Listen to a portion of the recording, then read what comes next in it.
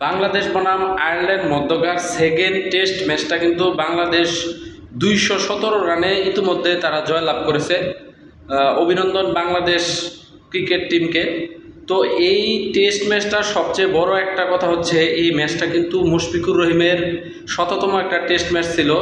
এই শততম টেস্টে কিন্তু বাংলাদেশের কিন্তু খুবই দুর্দান্তভাবে ম্যাচটা জয়লাভ করেছে এবং মুশফিকুর রহিমের জন্য এই ম্যাচটা কিন্তু স্মরণীয় হয়ে থাকবে। এই ম্যাচে কিন্তু সেকেন্ড ইনিংসে বাংলাদেশের হয়ে 4টি উইকেট পেয়েছেন তাইজুল ইসলাম এবং 4টি উইকেট পেয়েছেন হাসান মুরাদ।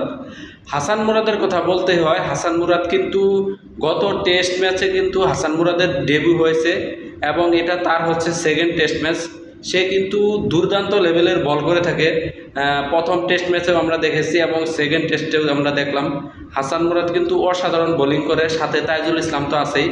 তাইজুল ইসলাম কিন্তু বাংলাদেশের টেস্টে কমন একজন বোলার বলা চলে, কারণ তাইজুল ইসলাম ছাড়া কিন্তু আসলে টেস্ট ওইরকমভাবে কল্পনা করা যায় না। তো যাই হোক, মুশফিকুর রহিম কিন্তু তার ক্রিকেট কেরিয়ারে এই এই ক্রিকেট কেরিয়ারে এই শততম টেস্ট ম্যাচটা কিন্তু তার স্মরণীয় হয়ে থাকবে। এই টেস্ট ম্যাচটাও কিন্তু বাংলাদেশ জিতে নিল। তো সবাই ভালো থাকবেন, সুস্থ থাকবেন। সর্বোপরি বাংলাদেশ কিন্তু টেস্ট ম্যাচ জিতেছে। আজকে কিন্তু রাত 8:30টায় কিন্তু বাংলাদেশ বনাম পাকিস্তান রাইজিং এশিয়া কাপের ফাইনাল ম্যাচ আছে। আমরা সেই ম্যাচের জন্য অপেক্ষায় আছি। দেখা যাক, আজকে যেহেতু জয় দিয়ে মিশন শুরু হয়েছে, আজকে কিন্তু আমরা পুরাটা দিন আসলে জয়ের ধ্বনি শুনতে চাই।